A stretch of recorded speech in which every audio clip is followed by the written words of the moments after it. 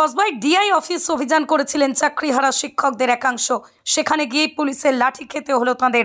অভিযোগ শুধু লাঠি দিয়ে নয়, চাকরিহারাদের চর ঘুষি মারা হয়েছে, ধাক্কা দেওয়া হয়েছে, মাটিতে ফেলে পিটিয়েছে পুলিশ। এই ঘটনার প্রতিবাদে সরব হয়েছেন চাকরিহারারা। সরাসরি প্রশ্ন তুলে দিলেন মুখ্যমন্ত্রী মমতা বন্দ্যোপাধ্যায় এবং তার সরকারের ভূমিকা নিয়ে। সুপ্রিম কোর্ট কলকাতা হাইকোর্টের নির্দেশ বহাল রেখে এসএসসি মামলায় 26,000-এর চাকরি বাতিল করেছে। এই রায়ের পরই রাজ্যের মুখ্যমন্ত্রী মমতা বন্দ্যোপাধ্যায় নবান্ন থেকে বলেছিলেন তারা চাকরিহারাদের পাশে আছেন। এই রায় মানেন না। পরবর্তী সময়ে নেতাজি ইন্ডোরে চাকরিহারাদের সভায় যোগ দিয়ে তাঁর বক্তব্য ছিল, তিনি বেঁচে থাকলে কারোর চাকরি যাবে না। তাঁদের ABCD প্ল্যান তৈরি। এই সভার মাত্র 2 দিনের মাথায় চাকরিহারা শিক্ষক শিক্ষাকর্মীদের ওপর লাঠি চার্জ করল পুলিশ।